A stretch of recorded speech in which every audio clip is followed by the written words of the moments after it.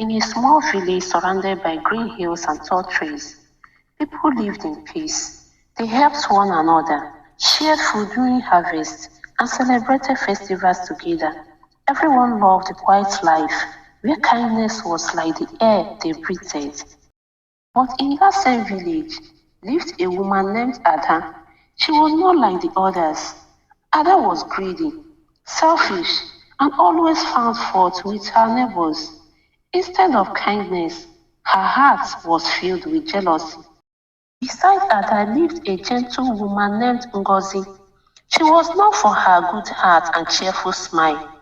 Whenever anyone was in need, Ngozi was always the first to help. She gave food to the hungry and welcomed travelers into her home. Ada hated Ngozi. She could not stand to see her neighbor loved by everyone. So she started to plan how to make Ngozi's life bitter.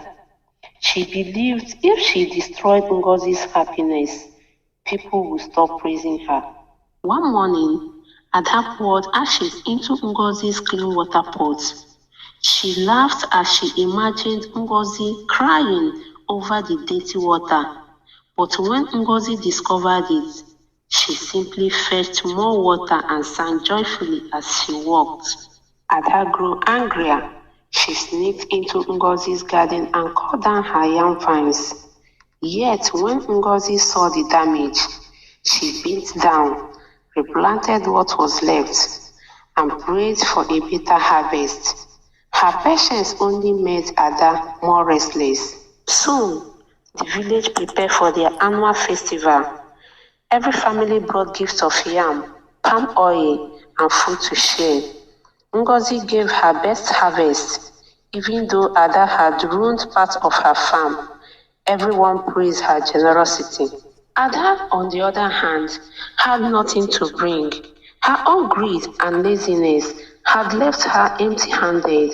She grew jealous once more, and her heart burned with anger when people clapped for Ngozi. Determined to bring Ngozi shame, Ada set a trap. She hid sharp stones on the path Ngozi would take to the market, hoping she would fall and injure herself. Ada smiled wickedly, waiting for the sound of Ngozi's cry. But when Ngozi walked along the path, she stopped suddenly. A little boy was about to run across the same road. Ngozi saw the stones and cleared them away quickly, saving the child. The villagers were shocked at Ada's wickedness when they realized she was the one who had laid the trap. The elders of the village called Ada to the meeting square. They asked her why she hated Ngozi so much. Instead of answering, Ada shouted angrily and denied everything. But the boy she tried to harm spoke the truth. The elders shook their heads with disappointment. They warned Ada that if these always return to the one who does them. Still, Ada did not listen. She walked away with pride, her heart full of hatred. Planting season came again. Ngozi planted with hope, and her crops grew beautifully. The rain fell at the right time, and her farm flourished. Ada, however, had secretly cursed Ngozi's land with bitter words. She wished Ngozi's crops would die. But the curse turned back on Ada. Her own farm dried up, and nothing she planted grew.